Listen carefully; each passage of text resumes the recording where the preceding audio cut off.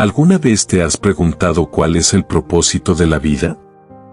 ¿Qué hay más allá de las dificultades y pruebas que enfrentamos a diario? ¿Qué significa realmente tener esperanza, y cómo puede alguien encontrar paz en medio de tanto caos? La historia que estás a punto de escuchar no es solo una narración antigua, sino un relato eterno sobre la lucha, la fe y la redención. Es una historia sobre un pueblo que, a pesar de su fracaso y sufrimiento, encontró un propósito divino que transformó no solo sus vidas, sino el destino de toda la humanidad. ¿Qué sucede cuando un pueblo se encuentra perdido, pero se le ofrece una nueva oportunidad para renacer? Esta es la historia de ese renacimiento. La historia de una promesa que sigue viva, de un sacrificio que nunca se olvida y de un amor que nunca se apaga. ¿Estás listo para embarcarte en un viaje épico que atraviesa siglos de historia? Una historia que continúa, que sigue tocando corazones y transformando vidas, porque aún hoy, el mensaje sigue vivo y disponible para todos. Y bienvenido al viaje.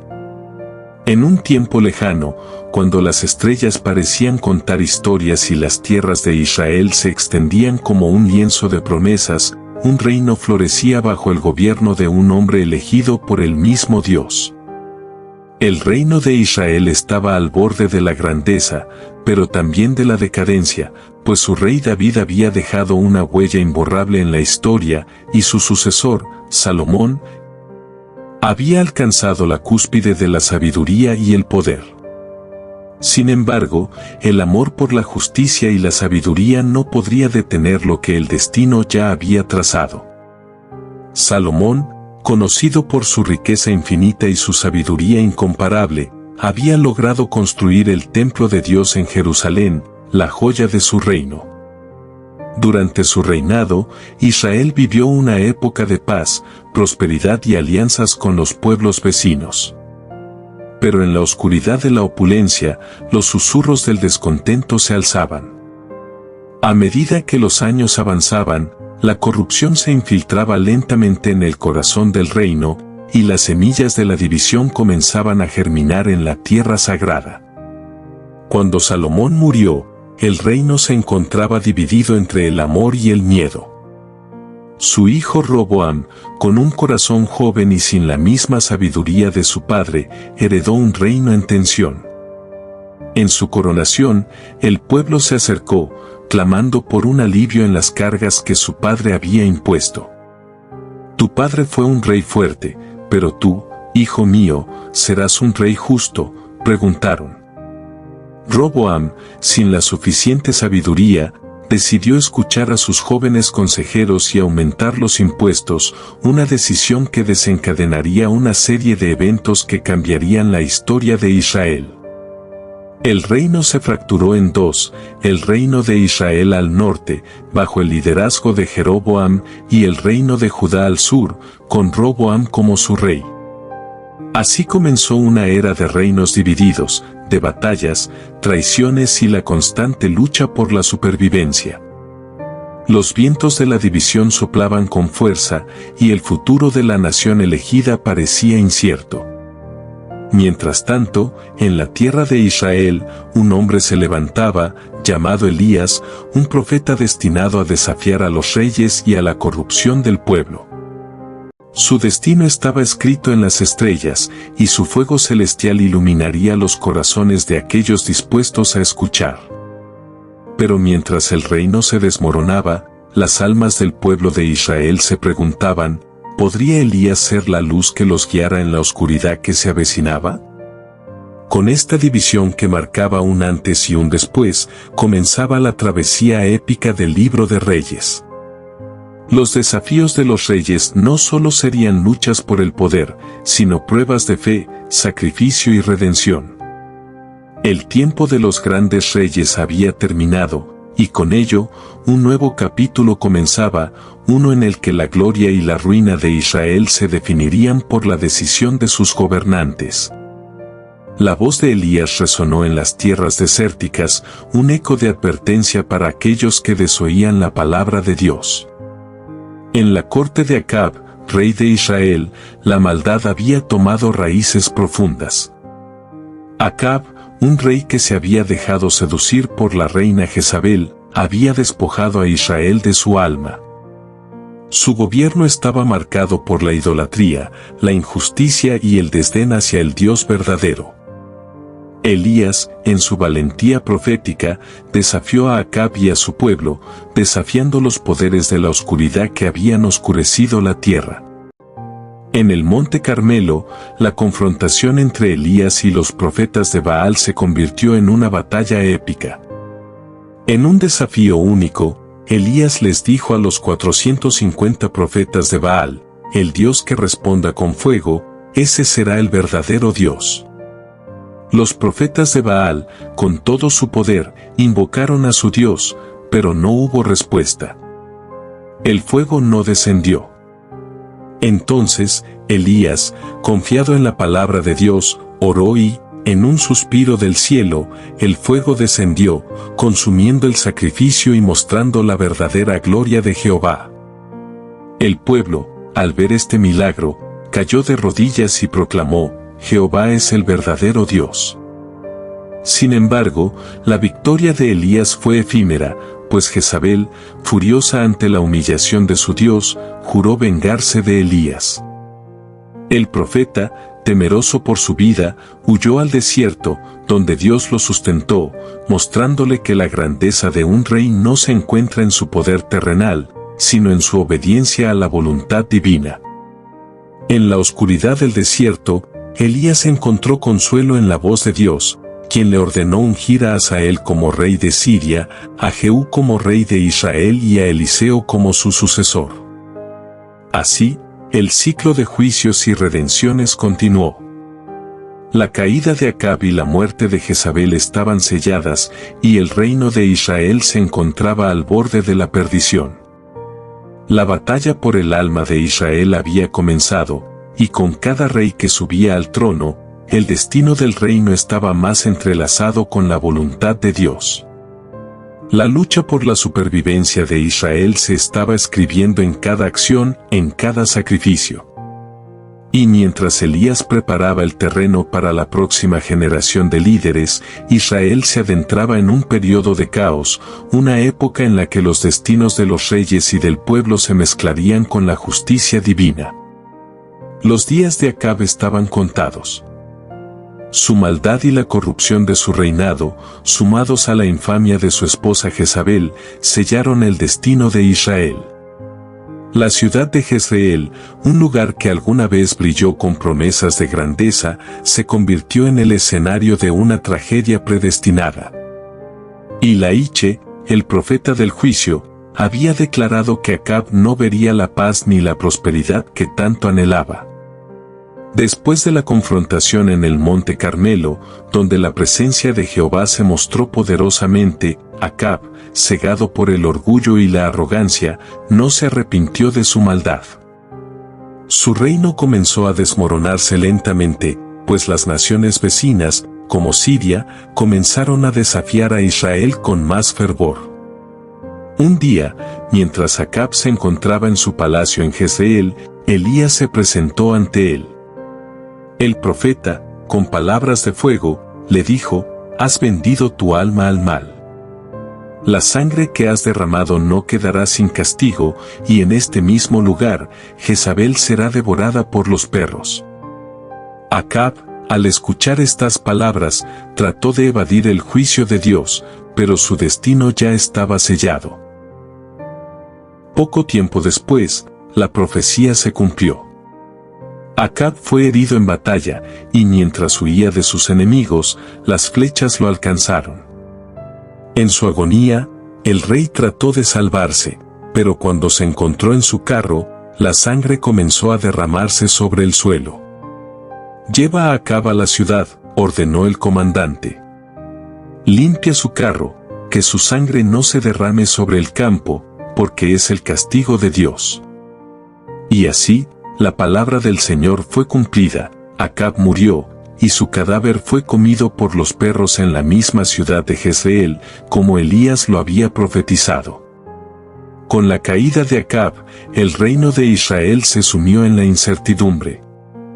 El trono, vacío de justicia y liderazgo, necesitaba un nuevo rey.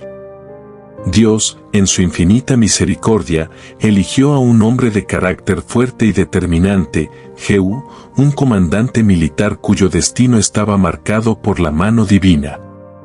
Jehú, ungido por Elías a través de su discípulo Eliseo, ascendió al trono de Israel con una misión clara: purgar la tierra de la idolatría y el mal que había arrasado a Israel durante el reinado de Acab. Jehú, con un ímpetu feroz, reunió a sus seguidores y marchó hacia Jezreel, donde se encontraba Jezabel, la reina impía que había instigado la adoración a Baal. Cuando Jehú llegó a la ciudad, Jezabel, quien ya conocía su destino, se preparó para enfrentar la caída de su reinado. Desde la torre de su palacio, con la arrogancia que la caracterizaba, vio a Jehú acercarse. Zimri, asesino de su señor, le gritó, burlándose de su ascenso al trono. Pero el destino de Jezabel estaba sellado, pues sus días de opresión y maldad llegarían a su fin. Jehú, sin perder tiempo, ordenó que la arrojara desde la torre. Y así, en un acto simbólico de justicia divina, Jezabel cayó, y su cuerpo fue devorado por los perros, tal como Elías había profetizado. La maldad de la reina llegó a su fin, y el reino de Israel, aunque marcado por las cicatrices del pasado, comenzó a caminar hacia un futuro incierto, pero esperanzado. Con la muerte de Jezabel y la ejecución de los descendientes de Acab, Jehú se proclamó rey de Israel. Su ascenso fue violento, pero estaba lleno de la fuerza necesaria para limpiar las tierras de la corrupción y el pecado que habían plagado a su pueblo. Con una determinación inquebrantable, Jehú arrasó con los cultos a Baal, destruyó los altares de los falsos dioses y purificó el reino de los ídolos que tanto habían contaminado la adoración de Israel al verdadero Dios. El rey Jehú no mostró piedad hacia los seguidores de Jezabel ni hacia aquellos que habían seguido la falsa religión, incluso cuando esto significaba acabar con personas cercanas a la familia real. Sin embargo, a pesar de su furia purificadora, la profecía también advirtió que, a pesar de las grandes reformas, la división del reino continuaría siendo una plaga persistente. Aunque Jehú había logrado limpiar las tierras de los ídolos, Israel aún no había alcanzado la paz. El reino seguía dividido, y la sombra de la idolatría persistía en el corazón de las personas, quienes, aunque en su mayoría adoraban a Jehová, a menudo sucumbían a las influencias de las naciones vecinas. Jehú, consciente de que la restauración completa de Israel necesitaba más que reformas políticas, convocó a los profetas y sacerdotes para que enseñaran al pueblo la palabra de Dios. Durante su reinado, algunos de los líderes más sabios de Israel llegaron a ser figuras prominentes, entre ellos Eliseo, el discípulo de Elías, quien continuó el legado de su maestro. Pero mientras la tierra de Israel se sanaba, las amenazas externas se alzaban con fuerza. Siria, un enemigo persistente, presionaba a las fronteras de Israel, buscando conquistar lo que quedaba de un reino debilitado por siglos de guerra y división. Jehú, aunque fuerte en su fe, no podía evitar que las naciones enemigas desafiaran su autoridad. A medida que el reinado de Jehú continuaba, la pregunta persistía: ¿podría el reino de Israel volver a su gloria pasada, o sería devorado por la corrupción y la guerra como tantos otros antes que él? A pesar de las victorias de Jehú y su aparente restauración de la justicia en Israel, el reino nunca alcanzó una verdadera estabilidad. La sombra del pecado seguía acechando. Aunque Jehú destruyó los altares de Baal y purificó las tierras de las huellas de Jezabel, su corazón no fue completamente fiel a Dios. Israel continuaba con sus altibajos, la idolatría seguía siendo un enemigo interno al que no se podía erradicar por completo. La promesa de un reino restaurado parecía estar cada vez más alejada. Después de la muerte de Jehú, sus sucesores, hijos y nietos, continuaron la lucha por mantener el poder, pero sus reinados fueron cada vez más débiles. A medida que el tiempo pasaba, los reyes de Israel se sucedían rápidamente, pero la paz era esquiva. Entre ellos, algunos intentaron seguir los caminos de Jehová, pero muchos cayeron de nuevo en la idolatría, el pecado y la corrupción. A veces, el pueblo de Israel temía más a sus propios reyes que a las amenazas externas. Uno de los reyes más notorios en esta época fue Jeroboam II, quien gobernó durante una época de relativa prosperidad, pero sus acciones nunca lograron restaurar completamente la verdadera adoración a Dios. El reino de Israel, aunque en paz temporalmente, continuaba alejándose de la verdadera fe. Las divisiones dentro de la sociedad, la desigualdad entre ricos y pobres y la injusticia hacia los más débiles se hicieron más evidentes. Fue en esta época que Amós y Oseas, los grandes profetas de Israel, alzaron sus voces con furia divina. Ambos profetas, con sus mensajes duros y urgentes, advirtieron al pueblo de la destrucción inminente. Mientras Amós hablaba de la justicia de Dios que debía prevalecer, Oseas usaba su propia vida como metáfora para mostrar el amor inquebrantable de Dios hacia un pueblo infiel. Te amé con un amor eterno, proclamaba Oseas, mientras denunciaba la infidelidad del pueblo de Israel, comparándolo con la relación rota entre él y su esposa Gomer. Oseas fue claro en su mensaje: Israel, el pueblo elegido por Dios, se estaba alejando. El amor de Dios no podía seguir tolerando la traición y la idolatría. Y como lo había prometido en tiempos antiguos, si Israel no se arrepentía, llegaría un día en el que los castigos caerían sobre la nación. Pero la nación seguía sumida en sus propios placeres y distracciones. Los reyes de Israel, en su mayoría, no escuchaban las palabras de los profetas y la iniquidad se multiplicaba. En el sur, el reino de Judá, aunque en mejores condiciones, no estaba exento de corrupción. A veces, las tierras de Judá parecían estar bendecidas, pero incluso en su estabilidad política, el pueblo no era fiel a su Dios. La profecía de la caída de Israel se hizo más clara. Amanecería el día en que Israel sería llevado cautivo, y aunque muchos pensaban que la opresión era lejana, el juicio de Dios ya estaba sellado. Las naciones vecinas, como Asiria, empezaban a aumentar su poder y a expandir su influencia. En Israel se sentía el viento de la tragedia, pero los reyes de Israel no escucharon las advertencias. El reino de Israel estaba viviendo sus últimos días. La decadencia moral y espiritual había penetrado hasta el último rincón de la nación, y los últimos reyes de Israel, como Peca y Osea, se encontraban atrapados entre las intrigas políticas, las amenazas externas y el juicio divino. En sus últimos esfuerzos por mantener la soberanía de su reino, Peca y Osea hicieron alianzas con naciones extranjeras, pero todo parecía inútil ante la inminente invasión de los asirios. La grandeza de Israel, que una vez brilló como un faro de promesas divinas, había caído. La desobediencia de los reyes, las injusticias sociales y la idolatría extendida por todo el pueblo habían sellado el destino de la nación.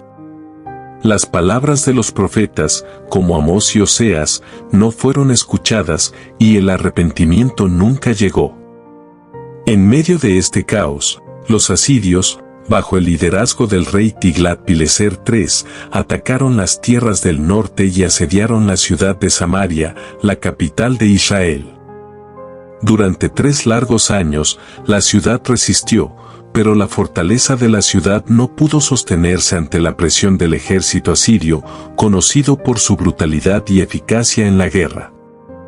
Finalmente, en el año 722 a.C., Samaria cayó.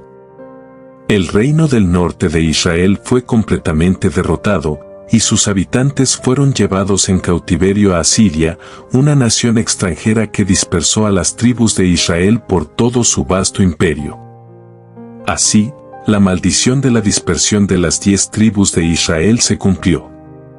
Nunca más regresarían a la tierra que Dios les había prometido.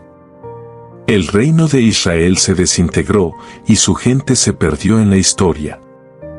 Mientras tanto, en Judá, el reino del sur, la noticia de la caída de Israel fue un recordatorio sombrío de lo que les esperaba si no se arrepentían.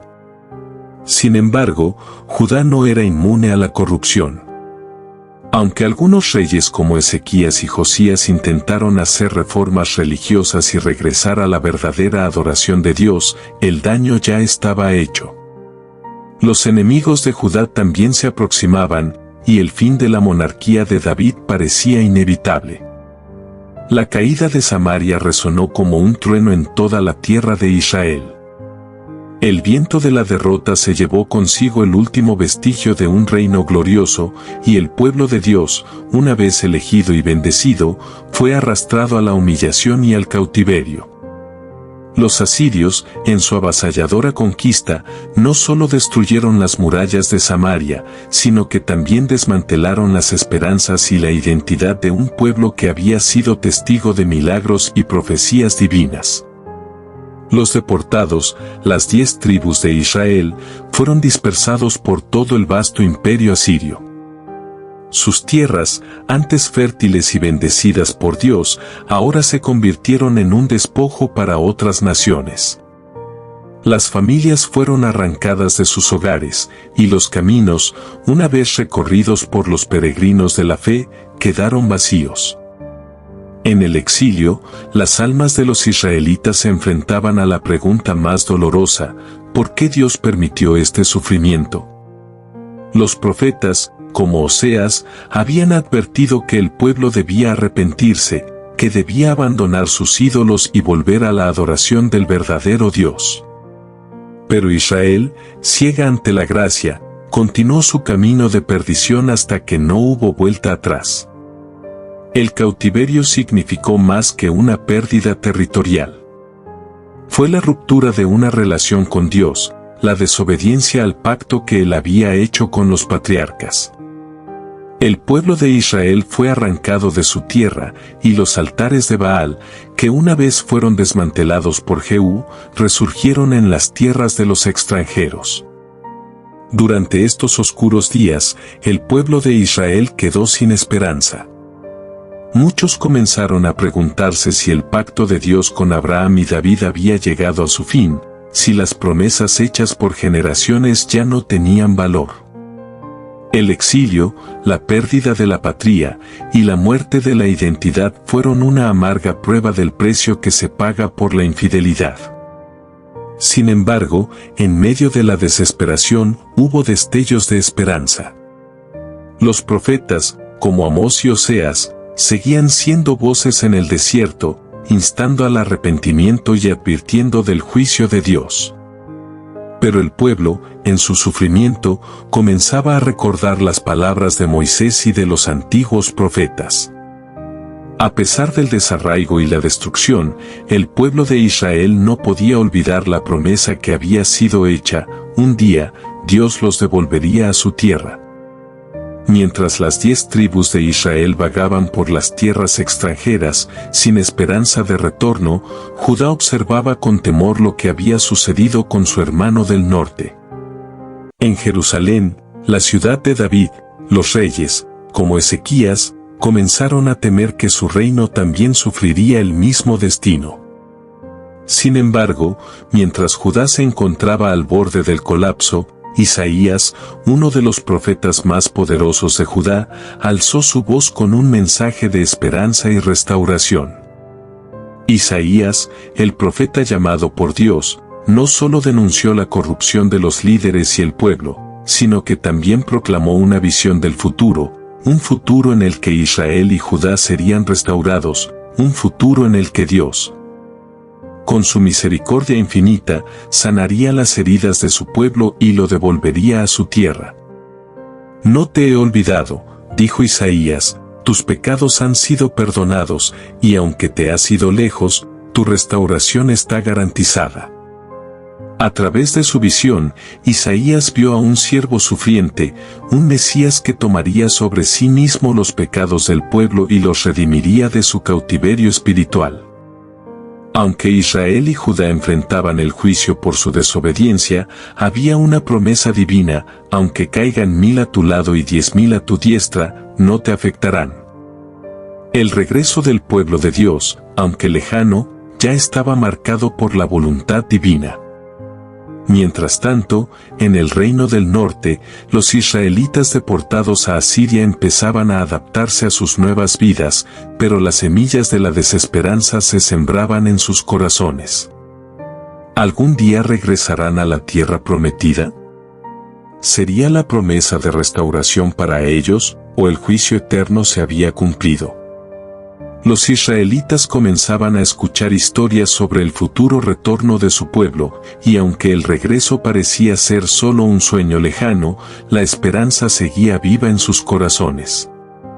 En Judá, el rey Josías, uno de los reyes más piadosos de la historia, emprendió reformas religiosas que buscaban restaurar el culto a Jehová y erradicar la idolatría. Durante su reinado, se descubrió el libro de la ley, perdido en los rincones del templo, y fue leído públicamente ante el pueblo. Al escuchar las palabras de la ley, el pueblo se quebrantó en arrepentimiento, y Josías, con todo su corazón, renovó el pacto con Dios. Sin embargo, a pesar de los esfuerzos de Josías, el destino de Judá también estaba sellado. Las naciones vecinas, especialmente Babilonia, comenzaban a ascender en poder. La amenaza de invasión era inminente. Pero aunque el futuro de Judá también se veía sombrío, el mensaje de los profetas seguía siendo claro: el regreso será posible, la restauración es parte de mi plan. Judá, aunque ahora gobernada por reyes que querían restaurar el camino de la justicia, no pudo evitar la inevitable amenaza que se cernía sobre ella: el poder ascendente de Babilonia. Aunque la nación había tenido reyes piadosos como Josías, que buscaban restaurar la ley de Jehová, los días de gloria y paz ya eran parte de un pasado distante. La presencia de Babilonia en la escena mundial era una sombra ominosa que se acercaba a Judá con la fuerza de un viento arrasador. En los últimos días de Josías, Judá vivió una breve esperanza. El rey, tras haber renovado el pacto con Dios y restaurado el templo, dio esperanza a su pueblo de que la gloria de Jerusalén volvería. Sin embargo, el mismo destino que había caído sobre Israel, ahora estaba al acecho de Judá. La grandeza de Babilonia, bajo el gobierno de Nabopolassar y su hijo Nabucodonosor, comenzó a envolver las tierras vecinas con la fuerza de una tormenta. Babilonia no era solo una nación militarmente poderosa, su imperio estaba marcado por la estrategia, la diplomacia y, sobre todo, la brutalidad. Mientras los reinos del Medio Oriente caían uno tras otro, los ojos de Nabucodonosor se dirigieron a Judá, cuya independencia comenzaba a tambalear. En el año 605 a.C., Nabucodonosor, con su ejército invencible, derrotó a Egipto en la famosa batalla de Carquemis, consolidando así su dominio sobre la región. El rey de Judá, Jehoiakim, se vio obligado a rendirse y a pagar tributo a Babilonia, comenzando así un periodo de vasallaje bajo la creciente sombra babilónica. Pero la dignidad de Judá estaba a punto de ser sometida a la prueba más severa. A pesar de los esfuerzos de los profetas como Jeremías, que advertían sobre la necesidad de rendirse ante el poder de Babilonia para evitar una destrucción total, muchos en Judá se aferraron a la idea de que su ciudad y su nación serían invencibles. ¿Cómo puede caer la ciudad de Jerusalén, la morada de Jehová?, decían. Pero la arrogancia del pueblo y la terquedad de sus reyes, como Jehoiakim, que se rebelaron contra Babilonia, aceleraron su destrucción. Nabucodonosor, furioso por la desobediencia de Judá, envió su ejército en el año 597 a.C. para sitiar Jerusalén. El resultado fue inevitable.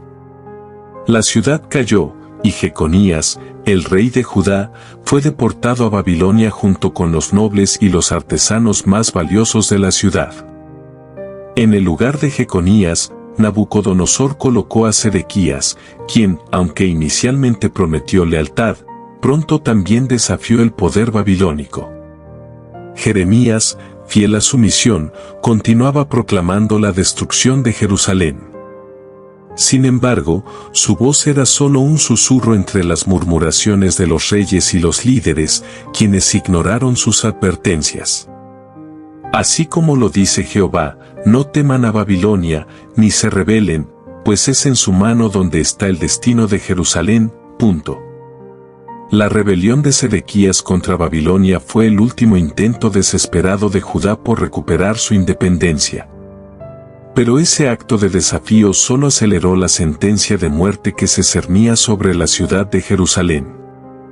En el año 586 a.C., después de un largo y devastador asedio, las murallas de Jerusalén fueron finalmente derribadas por las fuerzas babilónicas. Nabucodonosor y su ejército invadieron la ciudad, saqueando el templo de Jehová, quemando sus sagradas paredes y despojando a la ciudad de su grandeza. El templo, la morada de la presencia de Dios en la tierra, fue destruido. Los tesoros que Salomón había acumulado y que representaban la riqueza y la gloria de Israel fueron llevados a Babilonia. El oro, las vasijas sagradas y las reliquias del templo fueron saqueadas, y el pueblo de Judá quedó sumido en el dolor más profundo. El rey Sedequías, al intentar escapar de la ciudad sitiada, fue capturado por los babilonios. Ante Nabucodonosor, su familia fue asesinada frente a él, y luego sus ojos fueron sacados, dejándolo ciego, un símbolo del destino de Judá, la pérdida total de su visión espiritual. Sedequías fue llevado a Babilonia en cadenas, donde vivió el resto de su vida como prisionero. Los habitantes de Jerusalén fueron llevados en cautiverio a Babilonia, y así se cumplió la profecía del exilio. El pueblo de Judá, una vez llamado a ser luz para las naciones, quedó disperso, y la tierra prometida, que algún día florecería bajo el reinado del Mesías, se convirtió en un desierto espiritual. Los pocos sobrevivientes que quedaron en Jerusalén fueron abandonados, y la tierra quedó vacía. Las montañas y los valles, que una vez resonaron con los cánticos de adoración, ahora se llenaban de silencio. La ciudad que fue la morada de Jehová se convirtió en una ruina, y el pueblo de Dios, una vez bendecido y protegido, enfrentaba la amarga consecuencia de su infidelidad. El dolor del exilio fue indescriptible para el pueblo de Judá. Lloraron amargamente junto a los ríos de Babilonia, incapaces de comprender cómo habían llegado a este punto. En sus corazones resonaban las palabras del Salmo: junto a los ríos de Babilonia, allí nos sentábamos y llorábamos, al acordarnos de Sión. La tierra de Judá, la tierra prometida, parecía tan lejana, y las promesas de restauración se sentían vacías en medio del sufrimiento. Los prisioneros, lejos de su hogar, enfrentaban una dura realidad. La civilización babilónica, tan avanzada en sus formas de gobierno y cultura, les ofreció una visión de la vida completamente diferente.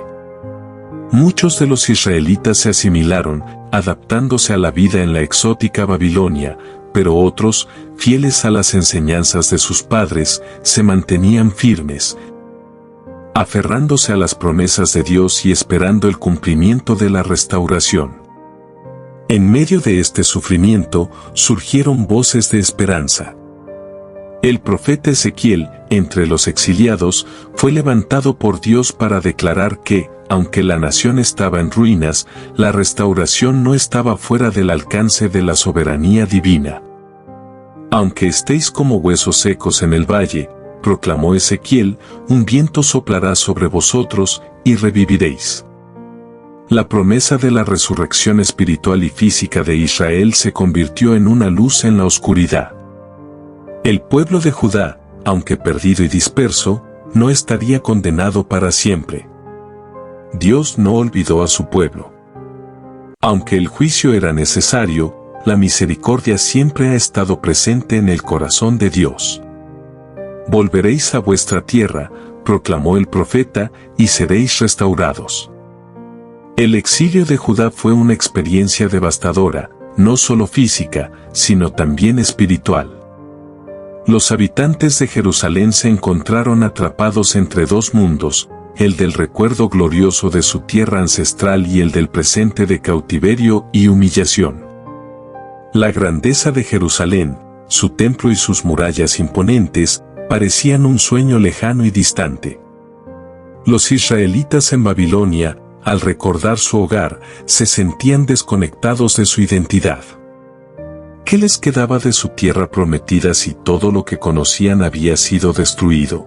Pero en medio de este doloroso silencio, surgió una promesa que comenzaba a retumbar en los corazones de los exiliados: Dios no había abandonado a su pueblo. A través de los profetas como Isaías y Jeremías, las palabras de restauración y esperanza comenzaron a resonar con mayor fuerza. El exilio será por un tiempo, proclamaron los profetas, pero Dios traerá a su pueblo de regreso y reconstruirá Jerusalén. La promesa de regreso a la tierra prometida no era solo un consuelo temporal, sino una revelación profunda de que, incluso en la pérdida, el pueblo de Israel seguiría siendo el pueblo de Dios. Jeremías, en particular, se convirtió en una voz persistente de esperanza. A pesar de las dificultades y la sensación de abandono que azotaba a Judá, él nunca dejó de recordarles a los exiliados que Dios seguía siendo fiel. Os haré volver a la tierra que os di a vuestros padres, dijo el Señor a través de Jeremías, y haré un nuevo pacto con vosotros, no como el pacto que hice con vuestros padres, sino un pacto eterno, donde ya no habrá más sufrimiento ni pecado. Esta promesa de un nuevo pacto traía consigo la visión de un futuro en el que no solo la ciudad de Jerusalén sería restaurada, sino que el corazón del pueblo sería purificado. A lo largo de los años, los exiliados se aferraron a esta esperanza. Mientras Babilonia florecía como la joya del mundo antiguo, el pueblo de Dios, disperso en las provincias del vasto imperio, se reunía en pequeñas comunidades donde mantenían vivas las tradiciones de sus antepasados. Sin embargo, el sufrimiento no desaparecía. El peso de la opresión babilónica seguía aplastando a los israelitas, y los recuerdos de la Jerusalén caída eran como una herida abierta en el alma colectiva del pueblo. Sin embargo, los ecos de la restauración continuaron resonando. En el año 539 a.C., un nuevo evento sorprendió al mundo. Ciro el Grande, rey de Persia, conquistó Babilonia. Su ascensión al trono significó no solo el fin de la supremacía babilónica, sino también el comienzo de un nuevo capítulo para los israelitas. En un acto sorprendente de misericordia, Ciro emitió un decreto que permitía a los exiliados regresar a su tierra natal. El sueño de la restauración estaba por cumplirse. Este decreto de Ciro, registrado en las Escrituras, no solo era un acto político, sino también un cumplimiento de la voluntad divina. Así dice Ciro, rey de Persia: Jehová, el Dios del cielo, me ha dado todos los reinos de la tierra, y me ha mandado que le edifique una casa en Jerusalén, proclamó Ciro.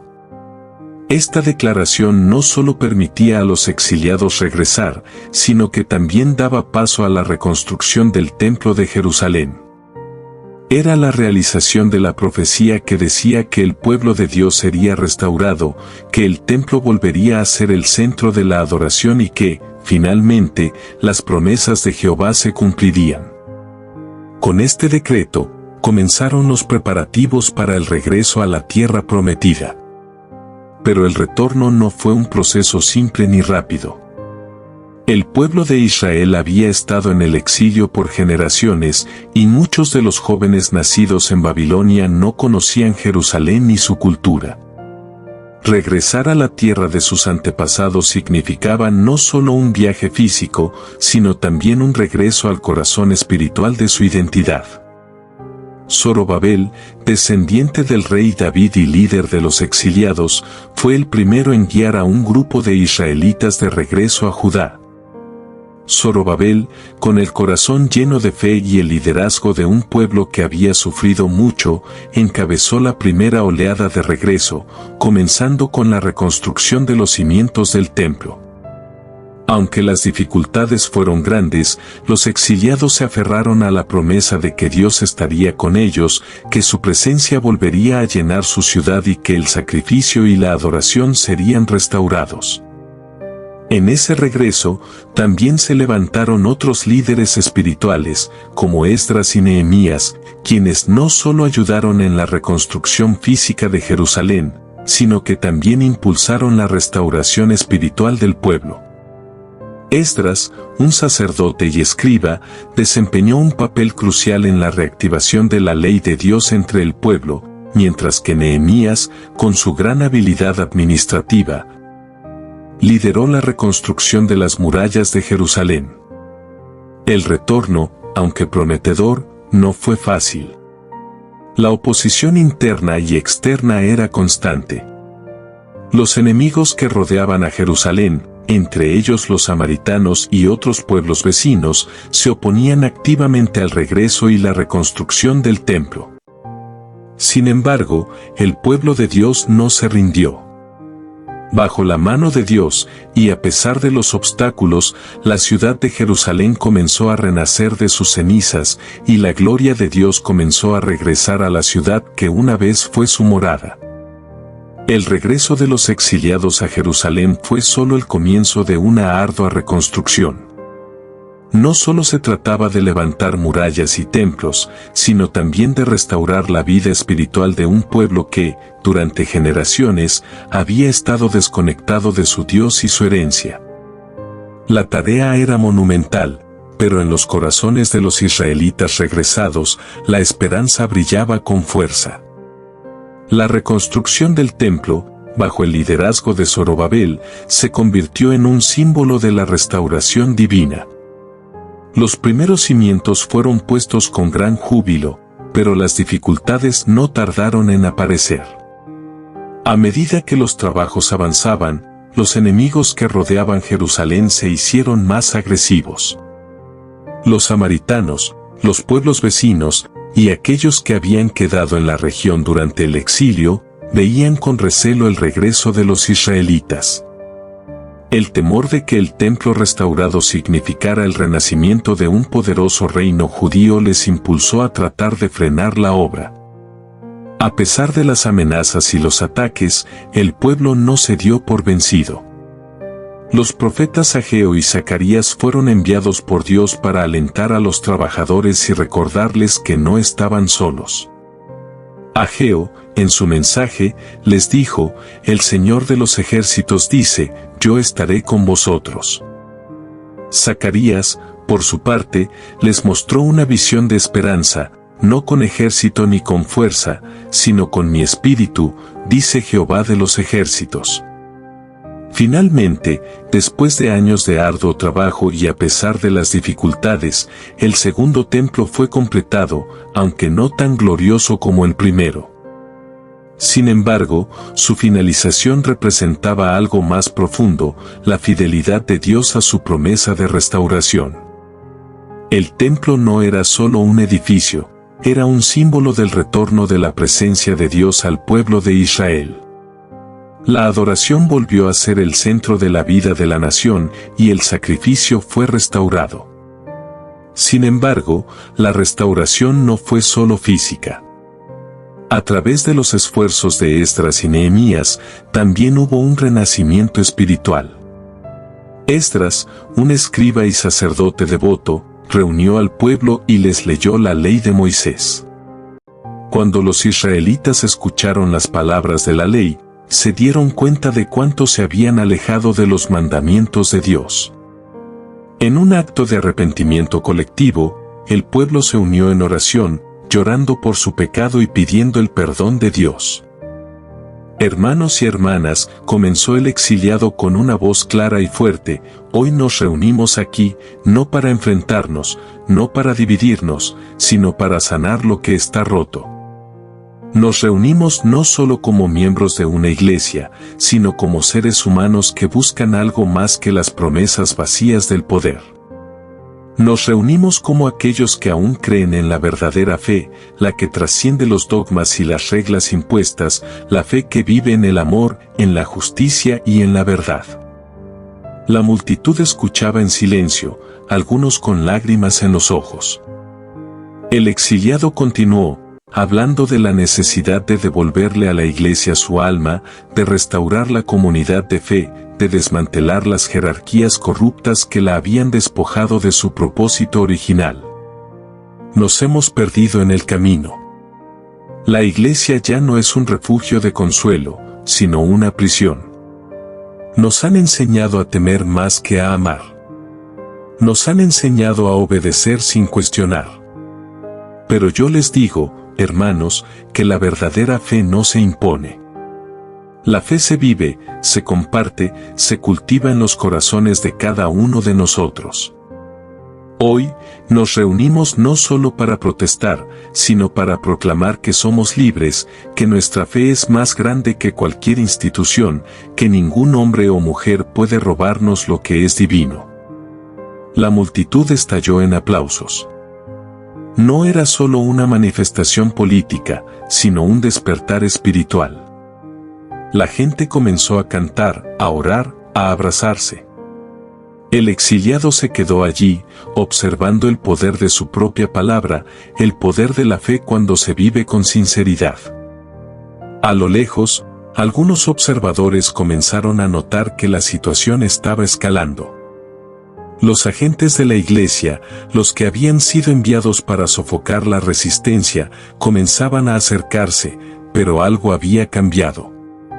La presencia de tantos fieles reunidos en paz, unidos por una causa común, hizo que su voluntad de atacar se debilitara. La manifestación en la plaza central no solo fue un símbolo de resistencia contra el poder corrupto de la iglesia, sino también un poderoso recordatorio de lo que realmente unía a las personas. La fe colectiva, cuando se expresa en unidad, puede mover montañas, derribar las estructuras más sólidas y transformar corazones. El exiliado había logrado lo que parecía imposible, una marea de cambio comenzaba a formarse, y con ella, la posibilidad de una iglesia renovada. Aunque la manifestación había terminado sin violencia, las repercusiones fueron inmediatas. La noticia de lo ocurrido se extendió rápidamente, primero por la ciudad, luego por todo el país.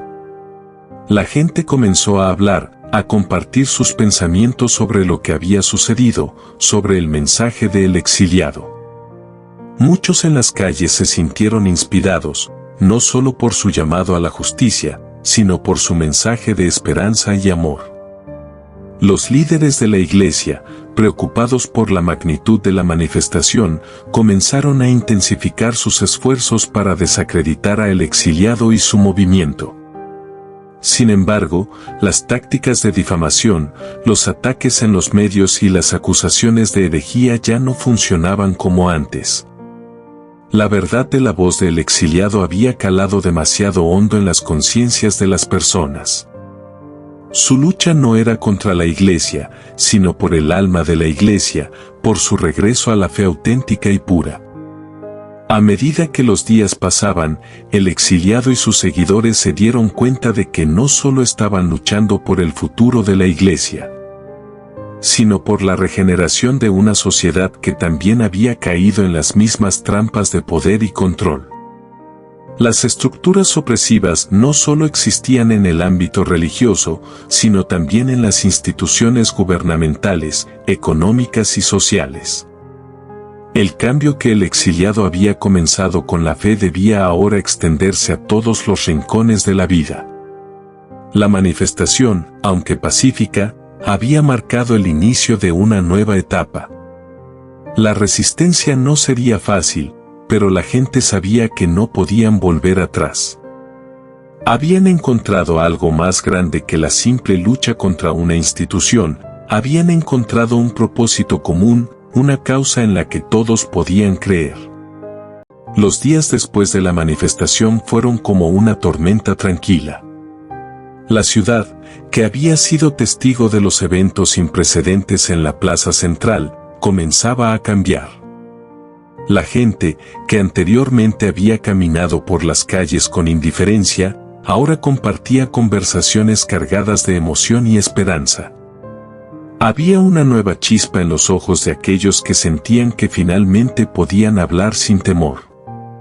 El exiliado sabía que esto era solo el principio, que aún quedaba un largo camino por recorrer, pero sentía en su interior que la resistencia había dado un paso crucial hacia la restauración. Había pasado de ser un pequeño grupo de disidentes a convertirse en un movimiento de masas, en una verdadera llamada de renovación espiritual que se estaba extendiendo a todas las capas de la sociedad. Sin embargo, los poderosos no se quedarían de brazos cruzados. La Iglesia, al ver que su control comenzaba a desmoronarse, decidió tomar medidas más extremas para detener la expansión de la resistencia. Sabían que el exiliado no se detendría fácilmente, y por eso comenzaron a desplegar un ejército de agentes que se infiltraron entre las filas del movimiento, tratando de sembrar desconfianza y división. El exiliado era consciente de los peligros, pero también sabía que no podía retroceder. En lugar de detenerse, redobló sus esfuerzos. Sabía que el secreto del éxito no residía solo en movilizar a las masas, sino en mantener la unidad dentro del movimiento. Las reuniones clandestinas continuaron con más frecuencia, y el manifiesto del exiliado comenzó a circular más allá de las fronteras de la ciudad, llegando a otros lugares donde la gente se sentía igualmente oprimida. La resistencia creció no solo en número, sino también en profundidad. Los seguidores del exiliado no solo estaban interesados en la reforma de la Iglesia, sino en la transformación de las estructuras sociales que mantenían a las personas atrapadas en un ciclo de pobreza y opresión. Había un llamado a la justicia social, a la igualdad, a la verdadera libertad espiritual. El exiliado les enseñó a ver la opresión no solo en las estructuras religiosas, sino también en las políticas económicas que favorecían a unos pocos mientras dejaban a millones de personas en la miseria. Los mensajes del exiliado se convirtieron en un himno de resistencia en muchas de las comunidades más desfavorecidas. Los pueblos rurales, que habían sido olvidados por la Iglesia durante siglos, empezaron a escuchar la llamada a la renovación. De repente, las pequeñas aldeas y comunidades se vieron llenas de personas que antes se sentían distantes de la fe, pero que ahora veían en el exiliado una figura de esperanza. Ya no se trataba solo de cambiar la estructura eclesiástica, sino de cambiar la estructura misma de la sociedad. Entre el pueblo, la figura del Mesías era interpretada de diversas maneras. Algunos creían que sería un líder militar, que libraría a Israel de la opresión romana, derrotando a sus enemigos y restaurando la gloria del antiguo reino de David. Otros, sin embargo, esperaban a un líder espiritual, un hombre de paz y sabiduría, que traería la redención no solo política, sino también moral y espiritual. A medida que pasaba el tiempo, la imagen del Mesías se fue convirtiendo en un símbolo de esperanza colectiva para el pueblo que había sido testigo de tantos fracasos y derrotas. La espera por el Mesías se convirtió en un clamor interno y externo. En la vida cotidiana, el pueblo de Israel esperaba señales, milagros y palabras que pudieran confirmar la llegada de este Salvador. Mientras tanto, las dificultades seguían creciendo, las tensiones con los romanos aumentaban, y la corrupción en los líderes religiosos del pueblo se hacía cada vez más evidente. El pueblo se encontraba dividido entre aquellos que intentaban resistir a los romanos por la fuerza y aquellos que esperaban una intervención divina, un cambio profundo que solo Dios podría traer. En medio de esta agitación, comenzaron a surgir figuras que reclamaban tener una conexión especial con el poder divino, y algunos comenzaron a verse como los precursores del Mesías. Aunque ninguno parecía cumplir completamente con las expectativas que el pueblo había depositado en esta figura redentora. Juan el Bautista, un hombre ascético que vivía en el desierto, se convirtió en una figura importante. Predicando sobre el arrepentimiento y la venida del reino de los cielos, sus palabras resonaron fuertemente en el pueblo. Su mensaje de purificación y bautismo en el río Jordán fue recibido con esperanza, ya que muchos lo veían como el precursor del Mesías. Juan proclamaba que alguien más grande que él vendría, alguien que traería la verdadera liberación y que bautizaría con el Espíritu Santo y fuego. A medida que las multitudes acudían a escuchar a Juan, su mensaje comenzaba a ganar fuerza, pero también atraía la oposición de las autoridades religiosas de Jerusalén. Los fariseos y saduceos, los líderes religiosos establecidos, se sentían amenazados por el poder de la predicación de Juan. Sin embargo, el pueblo que aguardaba el Mesías no dejó de escuchar, y el desierto se llenó de aquellos que deseaban un cambio, una liberación prometida que parecía más cerca que nunca. La larga espera y la esperanza mesiánica del pueblo de Israel llegaron a su culminación en el desierto de Judea, cuando Juan el Bautista proclamó un mensaje inesperado. He aquí el Cordero de Dios que quita el pecado del mundo. Este mensaje, anunciado por Juan, señalaba a un hombre que aparecería en la multitud y que cambiaría no solo el destino de Israel, sino de toda la humanidad. Este hombre era Jesús de Nazaret, un joven que comenzó a predicar y sanar en las aldeas de Galilea, en el norte de Israel. Aunque nació en circunstancias humildes, en un establo en Belén, la vida de Jesús había sido marcada por señales divinas desde su nacimiento.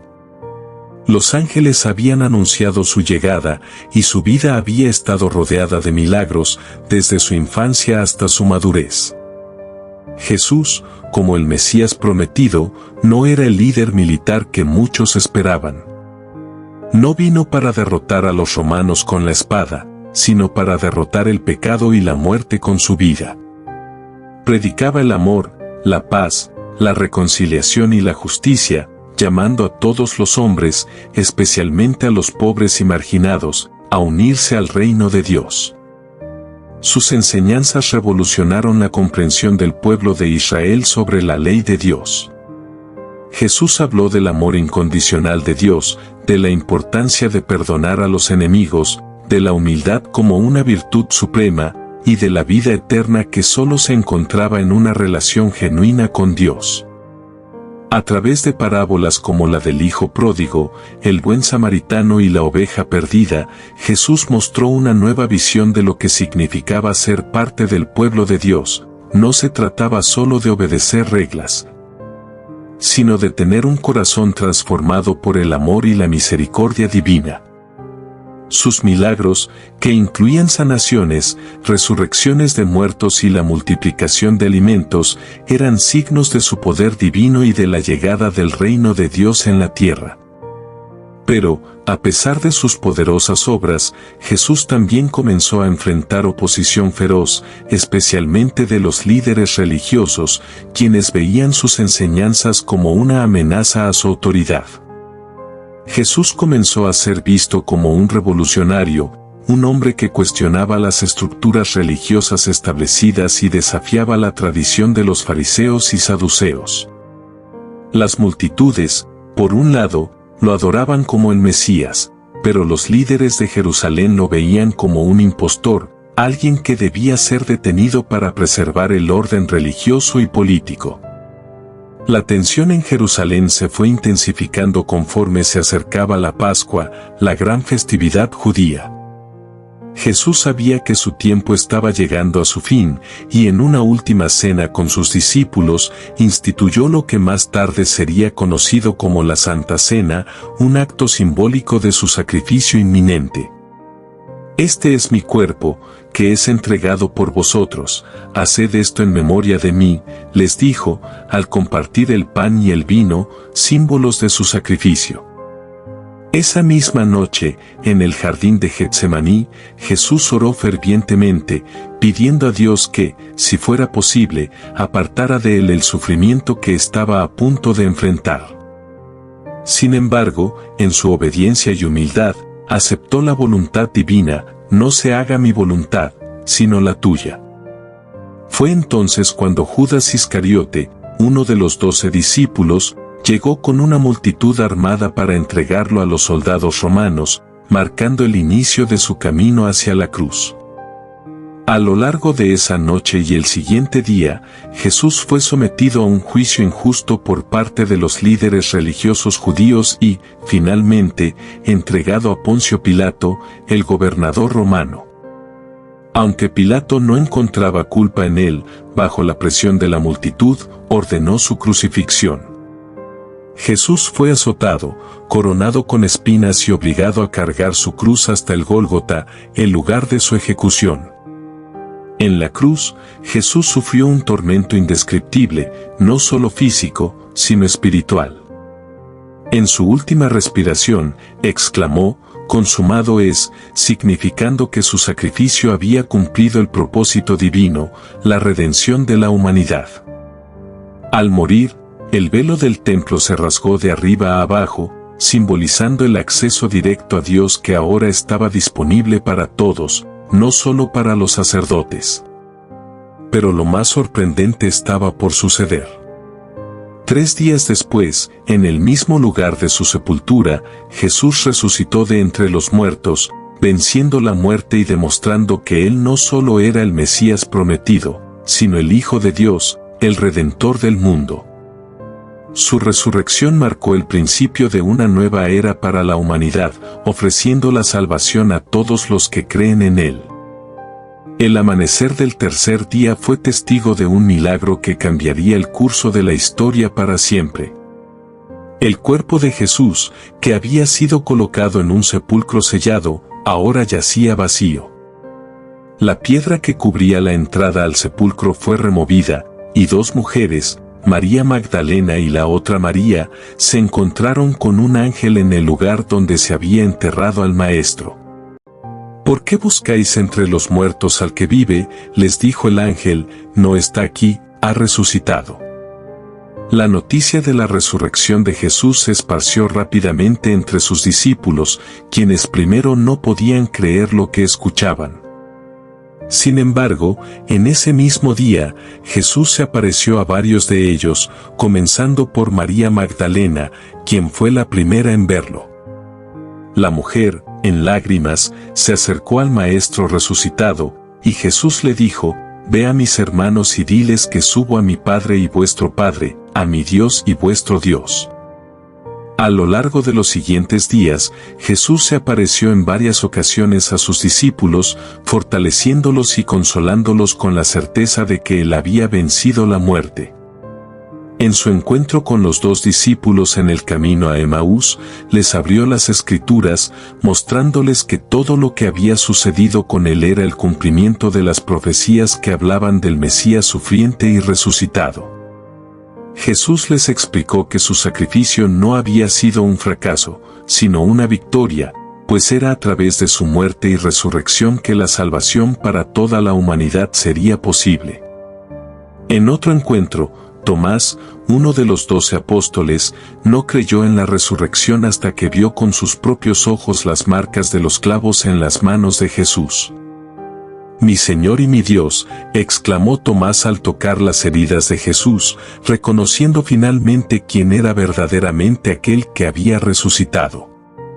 La resurrección de Jesús marcó un nuevo comienzo no solo para sus seguidores, sino para toda la humanidad.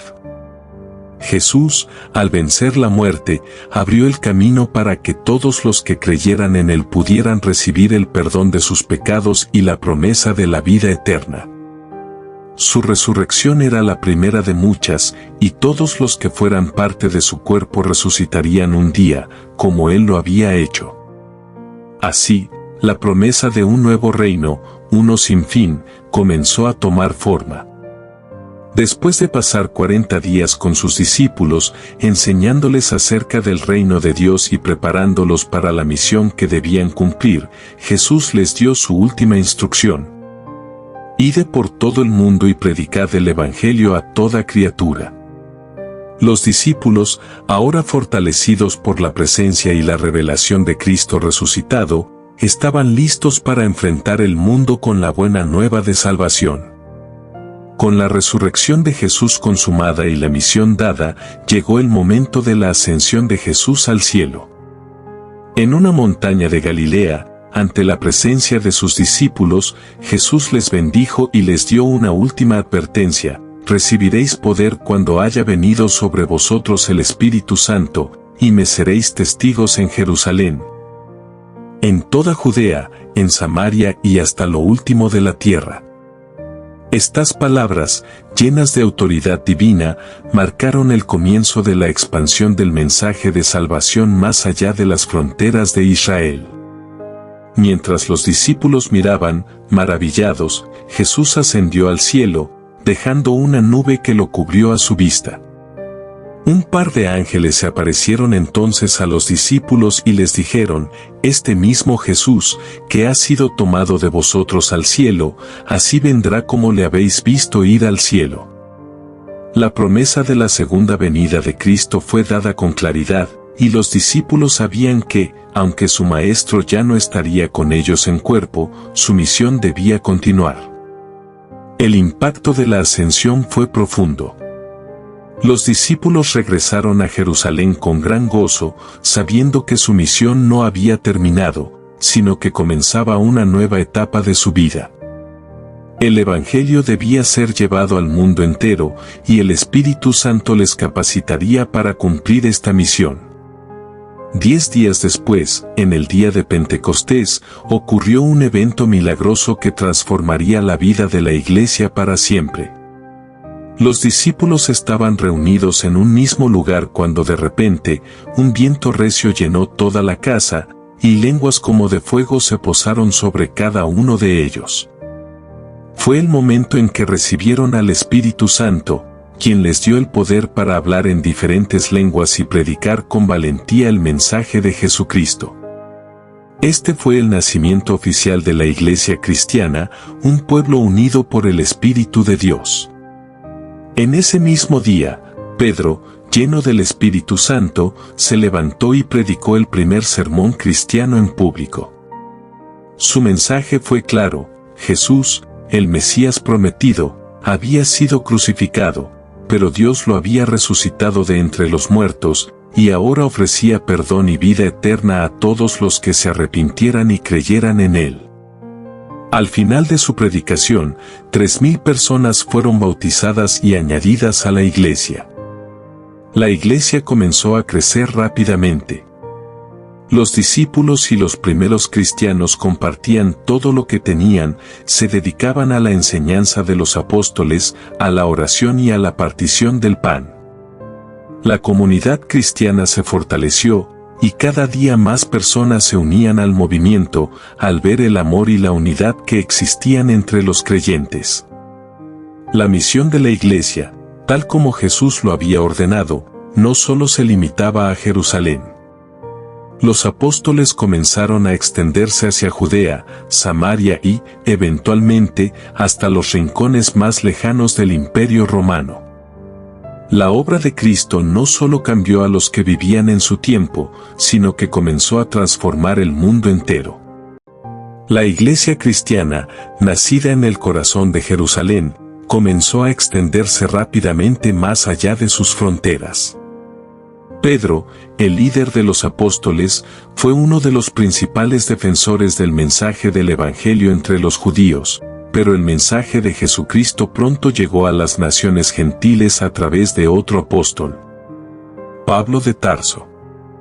Pablo, quien originalmente había sido un feroz perseguidor de los cristianos, tuvo una experiencia radical en el camino a Damasco, donde se le apareció Jesús resucitado. Esta visión transformó su vida por completo, y Pablo se convirtió en el apóstol de los gentiles, llevando el evangelio a lugares tan lejanos como Roma, Asia Menor y Grecia. Pablo, con su incansable pasión por el evangelio, comenzó a plantar iglesias en todo el Imperio Romano. En cada ciudad, predicaba el mensaje de salvación, formaba comunidades de creyentes y, a través de sus cartas, enseñaba sobre la gracia de Dios, la justificación por la fe y el amor de Cristo.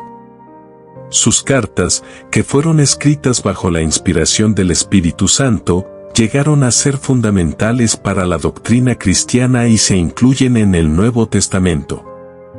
El Evangelio comenzó a traspasar las barreras culturales, sociales y raciales. Judíos y gentiles, ricos y pobres, esclavos y libres, todos fueron invitados a ser parte de la misma familia de Dios a través de Jesucristo. La iglesia primitiva vivió una serie de desafíos, incluyendo la persecución, pero también experimentó una expansión sin precedentes. La conversión de Cornelio, un centurión romano, al cristianismo marcó un punto de inflexión en la historia de la iglesia. Este evento, narrado en Hechos 10, mostró que el evangelio no solo era para los judíos, sino también para los gentiles.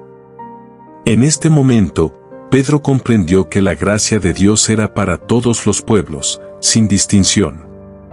Con el conciliábulo de Jerusalén, los apóstoles y los ancianos de la iglesia acordaron que los gentiles no tenían que seguir toda la ley de Moisés, sino que podían ser salvos por la fe en Jesús, sin necesidad de circuncisión ni de adherirse a las leyes dietéticas judías. Este acuerdo permitió que la iglesia cristiana fuera verdaderamente universal, sin barreras para los que deseaban seguir a Cristo.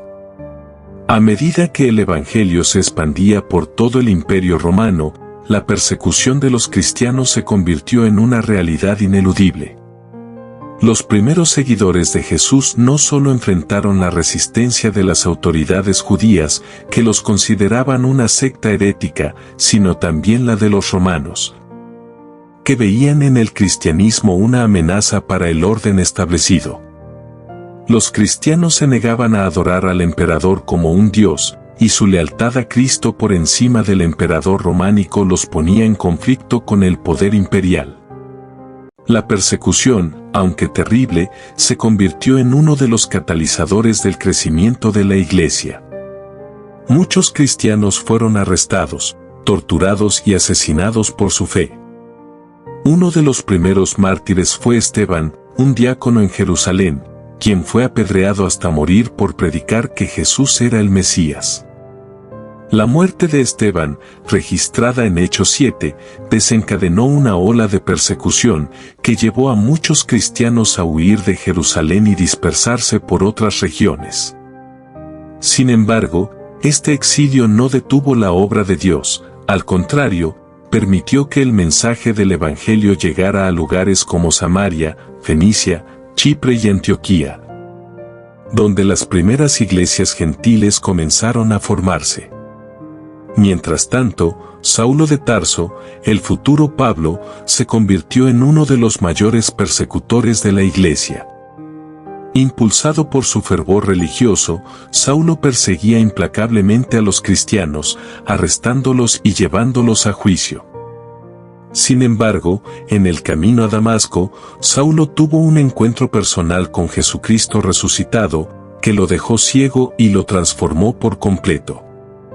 «Saulo, Saulo, ¿por qué me persigues?», preguntó Jesús. Después de este encuentro, Saulo se convirtió al cristianismo y fue bautizado, adoptando el nombre de Pablo. Su transformación de enemigo de la iglesia a uno de sus mayores apóstoles es uno de los relatos más poderosos de conversión en la historia cristiana. Pablo, ahora un apasionado defensor del Evangelio, comenzó a predicar el mensaje de Cristo con valentía y sin temor. A lo largo de sus viajes misioneros, enfrentó innumerables pruebas, naufragios, encarcelamientos, flagelaciones y rechazos. Sin embargo, su fe nunca flaqueó. Pablo entendió que la persecución no era un obstáculo, sino una oportunidad para testificar sobre el poder de Cristo y la salvación que Él ofrecía. En sus cartas, que se convirtieron en una parte fundamental del Nuevo Testamento, Pablo enseñó sobre la gracia de Dios, la justificación por la fe y el amor que une a todos los cristianos, sin importar su origen o estatus social. La persecución, por tanto, no hizo más que afianzar la Iglesia. A medida que los cristianos enfrentaban la adversidad, la fe en Cristo se profundizaba y se expandía a nuevos territorios. La Iglesia comenzó a fortalecerse, no solo en Jerusalén, sino en Roma, Macedonia, Asia Menor y otras partes del Imperio Romano. Cada vez que se derramaba sangre, más personas se unían al movimiento cristiano, conociendo el sacrificio supremo de Jesús y el testimonio de aquellos que morían por su fe. La expansión del cristianismo no pasó desapercibida para el Imperio Romano, que ya estaba acostumbrado a mantener un control férreo sobre las religiones y creencias dentro de sus fronteras. A medida que el número de cristianos crecía, también lo hacía la incomodidad de las autoridades romanas. La religión cristiana, que ponía a Cristo como el único Señor, desafiaba directamente la estructura de poder romana, que requería que sus súbditos veneraran al emperador como divinidad. El emperador Nerón, uno de los más crueles de la historia romana, fue uno de los primeros en lanzar una persecución sistemática contra los cristianos. Tras el incendio de Roma en el 64 después de Cristo, Nerón culpó a los cristianos del desastre y los usó como chivos expiatorios. Miles de cristianos fueron arrestados, torturados y ejecutados en condiciones inimaginables. Se les colgaba en cruces, se les quemaba vivos y se les arrojaba a las fieras en el Coliseo. Sin embargo, a pesar de estas atrocidades, la Iglesia cristiana no solo sobrevivió, sino que prosperó. La resistencia de los cristianos a las persecuciones era un testimonio de su fe inquebrantable en la resurrección de Jesús y en el poder de su amor redentor. El cristianismo se estaba extendiendo por todo el Imperio Romano y los cristianos eran cada vez más difíciles de ignorar. En este contexto de persecución y resistencia, surgieron líderes cristianos que defendieron con valentía su fe, incluyendo a Pedro y Pablo, quienes finalmente fueron martirizados por su testimonio. Pedro fue crucificado en Roma, mientras que Pablo fue decapitado. Su muerte no fue el fin de su influencia, al contrario, sus escritos y su legado continuaron siendo fundamentales para la formación de la doctrina cristiana. A pesar de la dureza de las persecuciones, la Iglesia se organizó, y se formaron redes de comunidades cristianas secretas que se reunían en casas privadas para compartir la fe. Los cristianos se cuidaban mutuamente, ofreciendo apoyo material y espiritual, y el amor mutuo entre ellos se convirtió en un testimonio poderoso para aquellos que los rodeaban. Los mártires, al morir por su fe, mostraron al mundo entero la fuerza de su creencia en la vida eterna prometida por Cristo. Mientras tanto, el Evangelio continuaba su viaje por el mundo. El apóstol Juan, el último de los apóstoles originales, sobrevivió a las persecuciones y escribió el libro de Apocalipsis durante su exilio en la isla de Patmos. En este libro, Juan relató visiones proféticas de la victoria final de Cristo sobre el mal y de la creación de un nuevo cielo y una nueva tierra, donde no habría más sufrimiento ni muerte. Esta visión futura de la restauración completa del reino de Dios fue un faro de esperanza para los cristianos perseguidos. Después de siglos de persecución, la Iglesia cristiana comenzó a ver un giro dramático en su historia. El emperador Constantino de Roma, que gobernaba en el siglo IV, experimentó una visión que cambiaría no solo su vida, sino el destino de todo el Imperio Romano. En la víspera de la batalla de Puente Milvio en el 312 después de Cristo, Constantino vio una cruz en el cielo con las palabras, "In hoc signo vinces", con este signo vencerás. Movido por esta visión, Constantino se convirtió al cristianismo y adoptó la fe como la religión del imperio. El Edicto de Milán, proclamado por Constantino en el 313 después de Cristo, permitió la libertad religiosa en el Imperio Romano y legalizó el cristianismo. La Iglesia cristiana pasó de ser una secta perseguida a convertirse en la religión oficial del imperio. Esto marcó un cambio drástico en la historia del cristianismo, que pasó de la resistencia y el sufrimiento a la aceptación oficial y la expansión masiva. A partir de este momento, la Iglesia comenzó a recibir poder y recursos, lo que permitió la construcción de grandes basílicas y la consolidación de su influencia. Sin embargo, con este poder vino también una serie de desafíos. La Iglesia tuvo que enfrentarse a nuevas tensiones internas, como la herejía arriana, que negaba la plena divinidad de Cristo, y los desacuerdos sobre la autoridad papal. Pero, a pesar de las luchas internas, la Iglesia continuó creciendo y estableciendo su presencia en todo el mundo conocido. A lo largo de los siglos, el cristianismo continuó expandiéndose, transformando vidas y naciones. Los misioneros llevaron el mensaje de Cristo a lugares remotos, y las primeras misiones evangelísticas se convirtieron en la base de un movimiento global que sigue hoy en día. La Iglesia, en sus diversas formas y tradiciones, sigue siendo una luz en el mundo, proclamando la salvación a través de Jesucristo, el Mesías prometido.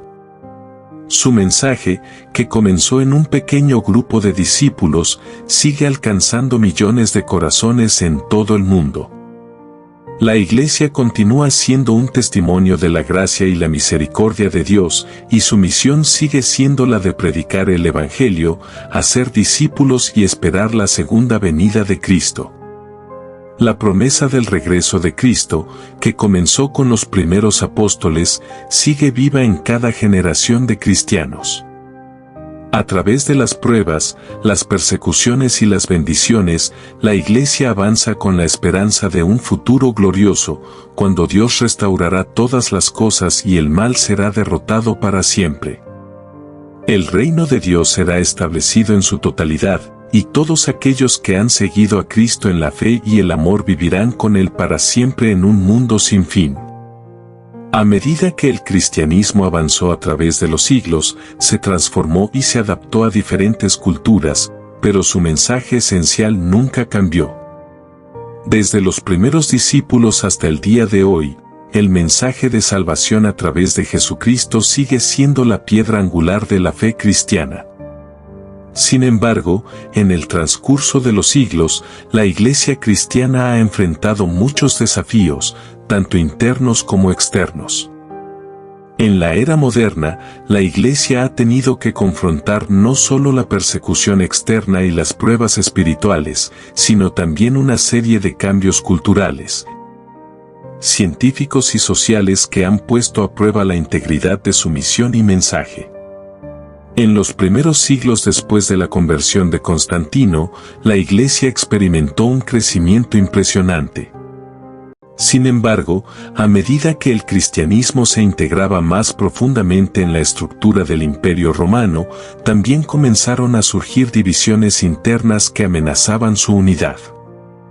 El Concilio de Nicea, 325 después de Cristo, fue uno de los primeros intentos de la Iglesia para resolver estas disputas, particularmente la cuestión de la naturaleza de Cristo. A lo largo de la historia, la Iglesia ha tenido que enfrentarse a debates teológicos cruciales, como los que se dieron durante la Reforma del siglo XVI, que resultaron en la creación de diversas denominaciones cristianas. La Reforma Protestante, iniciada por figuras como Martín Lutero, Juan Calvino y Ulrich Zwinglio, desafió la autoridad papal y promovió un regreso a las Escrituras como la única fuente de autoridad en la fe cristiana. Este movimiento fracturó la unidad de la Iglesia y dio lugar a una nueva ola de divisiones, creando múltiples denominaciones cristianas, cada una interpretando el mensaje de Cristo de maneras distintas, pero todas basadas en la fe en Jesús como el Salvador. Mientras tanto, el cristianismo continuó extendiéndose a nuevas partes del mundo, especialmente durante la era de las exploraciones y el colonialismo europeo. Los misioneros cristianos viajaron a África, Asia y América, llevando consigo no solo el Evangelio, sino también las complejidades y controversias de las relaciones coloniales. El cristianismo se convirtió en una religión global, adaptándose a nuevas culturas y contextos, pero también enfrentando críticas y resistencias, especialmente en los países que sufrían la opresión colonial. En los tiempos modernos, la Iglesia cristiana ha enfrentado un nuevo conjunto de desafíos. El avance de la ciencia y el racionalismo han cuestionado muchas de las creencias fundamentales del cristianismo. Teorías como la evolución y el materialismo científico han puesto a prueba la fe de muchos creyentes, quienes se han visto obligados a confrontar las tensiones entre la fe y la razón. La teoría de la evolución de Charles Darwin, en particular, ha sido uno de los puntos de mayor conflicto entre la ciencia y la religión, llevando a debates sobre la interpretación de las Escrituras y la creación del mundo. Además, el secularismo y el pluralismo religioso han causado que muchos en el mundo moderno pierdan el interés por la religión, viéndola como algo anticuado o irrelevante para la vida cotidiana. La sociedad postmoderna ha tendido a rechazar las verdades absolutas, prefiriendo en su lugar una visión relativista del mundo, lo que plantea un desafío aún mayor para una iglesia que proclama un evangelio absoluto. A pesar de estos desafíos, la Iglesia cristiana continúa su misión en el mundo moderno. Aunque algunos ven a la Iglesia como una institución obsoleta, muchos otros siguen encontrando en ella un refugio espiritual, un lugar de comunidad y un medio para experimentar el amor incondicional de Dios. El Evangelio, aunque adaptado y reinterpretado en muchos contextos, sigue siendo un mensaje de esperanza, redención y transformación. La evangelización global ha experimentado un renacimiento en el siglo XX y XXI, especialmente a través de los esfuerzos de misioneros cristianos y organizaciones cristianas internacionales. El Evangelio de Cristo sigue siendo proclamado en lugares lejanos, desde las selvas de América del Sur hasta las ciudades más grandes de Asia y África.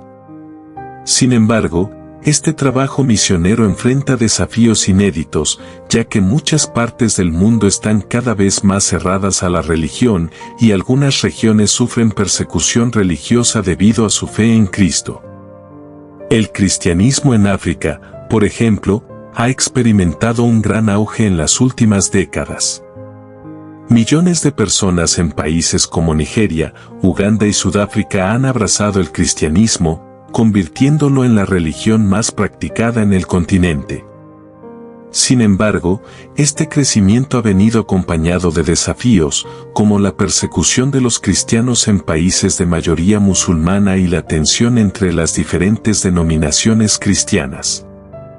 En Asia, el cristianismo sigue enfrentando desafíos de crecimiento, especialmente en países como China e India, donde el cristianismo es una fe minoritaria. Aunque el cristianismo ha crecido en ciertas regiones, las autoridades comunistas en China y los movimientos nacionalistas hindúes en India han dificultado el trabajo misionero.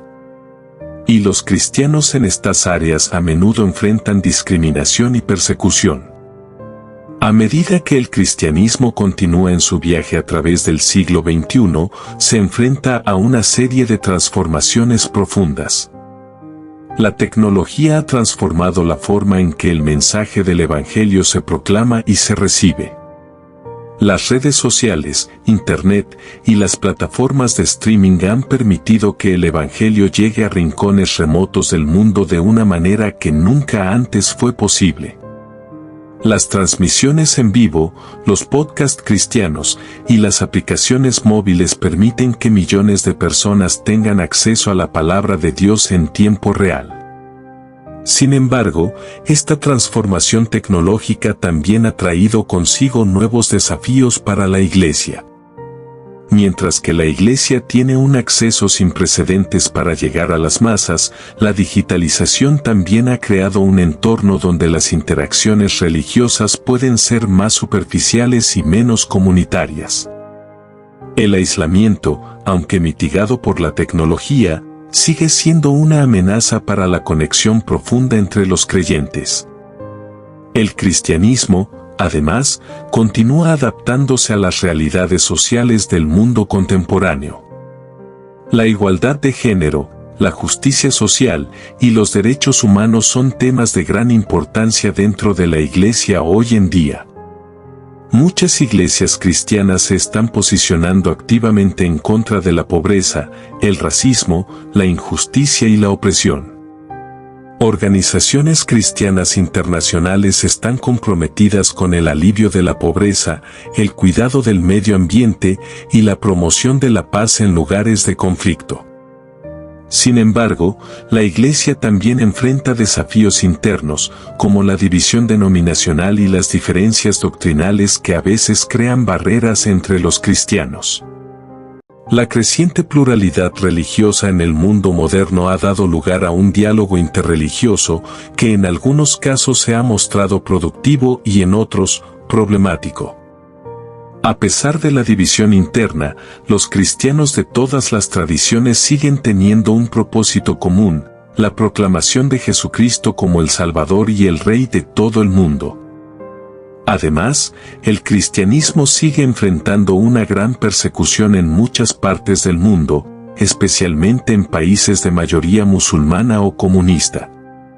Los cristianos en Oriente Medio, Asia y África siguen siendo víctimas de violencia, encarcelamiento y discriminación por su fe.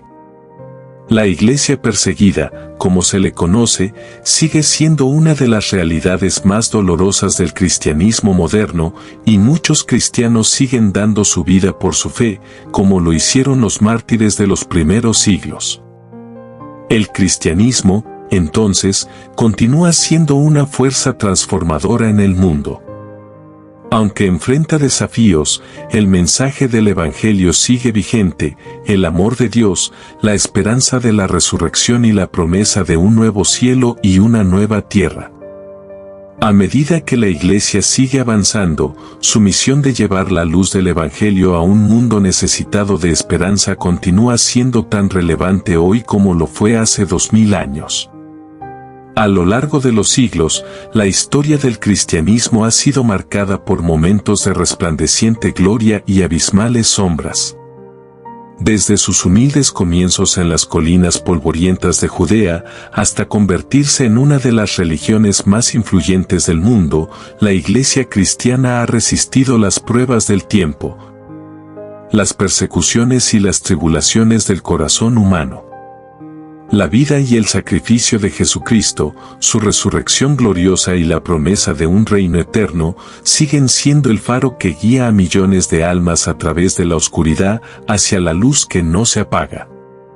Hoy, al mirar hacia el pasado y reflexionar sobre el presente, nos encontramos ante una verdad trascendental: la Iglesia no es simplemente una organización o un edificio de piedra. La Iglesia es un pueblo redimido por la sangre de Cristo, llamado a ser una luz en el mundo. Es un pueblo cuya misión es dar testimonio del amor eterno de Dios, extender la esperanza a los desolados y proclamar la victoria sobre la muerte y el pecado. La promesa de vida eterna no es solo un concepto lejano, sino una realidad que comienza aquí y ahora, en cada corazón que recibe a Jesús como su Señor y Salvador. A lo largo de los siglos, los cristianos han sufrido persecuciones, han sido expulsados de sus hogares y han enfrentado el martirio por su fe. Pero en medio de esa oscuridad ha brillado una luz indomable. Los mártires que dieron su vida por Cristo no lo hicieron por una causa efímera, sino por una verdad eterna. Su sangre fue el precio de una fe que no puede ser silenciada ni extinguirse. Su sacrificio, junto con el sacrificio de Cristo, es el testimonio más poderoso de que el amor de Dios trasciende cualquier tribulación y que el reino de Dios no se construye sobre las bases de la opulencia, sino sobre la gracia, la fe y el sacrificio. La historia de la Iglesia cristiana está también marcada por los actos heroicos de los misioneros que, impulsados por el llamado de Cristo a ir por todo el mundo y a ser discípulos, llevaron el Evangelio a los rincones más lejanos de la tierra. Ellos cruzaron mares embravecidos, caminaron por tierras desconocidas y enfrentaron grandes riesgos por la causa de la salvación. Su amor por Dios y por los perdidos no conoció fronteras, porque sabían que la promesa del Evangelio era para todos, sin distinción de raza, cultura o nacionalidad.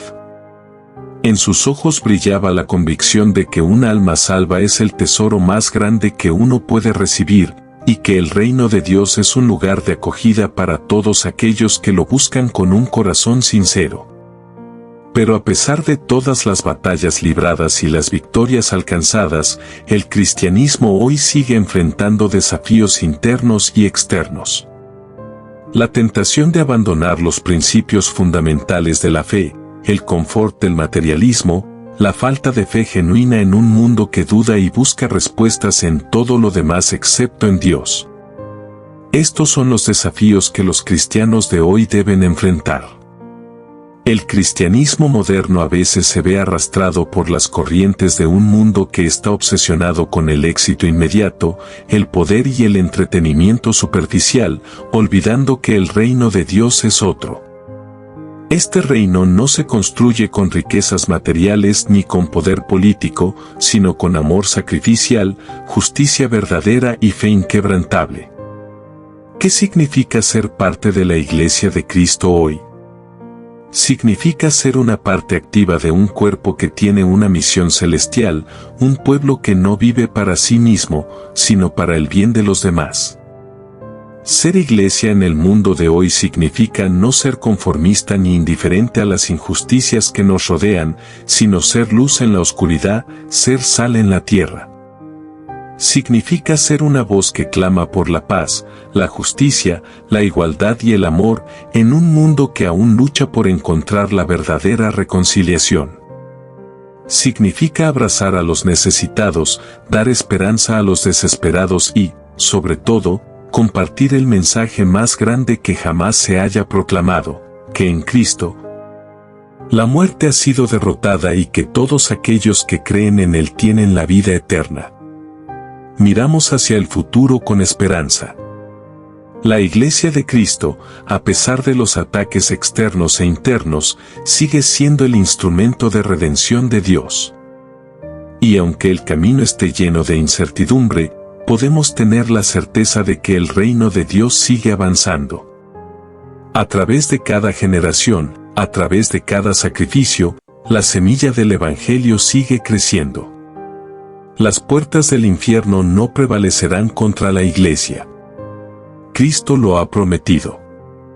El futuro de la Iglesia no está en manos de los hombres, sino en las manos de aquel que resucitó de entre los muertos y que está en control de toda la historia. Mientras esperamos la segunda venida de Cristo, sabemos que la misión de la Iglesia continúa. No hay mayor llamado que el de seguir a Cristo, llevar su cruz y compartir su amor. Este es el propósito eterno de la Iglesia, ser el reflejo de Cristo en el mundo, ser testigos del amor incondicional de Dios y ofrecer esperanza a aquellos que aún viven en la oscuridad, sin conocer la luz que solo Jesucristo puede dar. Al mirar hacia atrás en la historia de la Iglesia, nos damos cuenta de que no estamos solos. Somos parte de una comunidad que ha resistido la prueba del tiempo, que ha cruzado mares y desiertos, que ha enfrentado la opresión y la persecución, pero que sigue de pie, porque está fundada sobre la roca que es Cristo. La Iglesia es la herencia de todos aquellos que han creído y vivido por fe. Hoy, el llamado es el mismo: seguir a Cristo, vivir en su amor y llevar su mensaje al mundo. Como Iglesia, nuestra misión nunca termina. Y aunque el camino será arduo, sabemos que la victoria final será nuestra, porque Cristo ha vencido al mundo. Y cuando todo haya terminado, cuando el cielo y la tierra se hayan renovado, cuando el reino de Dios se haya establecido en su totalidad, la Iglesia será la luz eterna, donde todos aquellos que han creído estarán reunidos con Cristo en gloria, en un lugar donde no habrá más lágrimas, ni dolor, ni muerte. Y en ese día, todo será restaurado. El viaje de fe, el viaje de esperanza, el viaje de amor incondicional, continúa. La Iglesia vive, la Iglesia prospera, y la Iglesia está llamada a traer el reino de Dios aquí y ahora. El viaje aún no ha terminado, y el final, aunque distante, será más glorioso de lo que nuestras mentes pueden imaginar. Si esta historia te ha tocado el corazón y te ha inspirado a seguir adelante en tu camino de fe, no te quedes solo en este viaje. Suscríbete, dale like a este contenido para que más personas puedan ser alcanzadas por el mensaje de esperanza y amor. Comenta tus pensamientos, tus reflexiones, o cómo esta historia ha impactado tu vida. Queremos saber de ti y cómo podemos seguir creciendo juntos como comunidad. Y no olvides compartir este mensaje con tus amigos y seres queridos. Y juntos podemos hacer llegar la luz del Evangelio más lejos y seguir expandiendo el reino de Dios. Haz que este mensaje llegue a más corazones y ayuda a cambiar el mundo con un solo clic. Únete ahora, haz parte de esta misión y que la luz de Cristo brille a través de ti.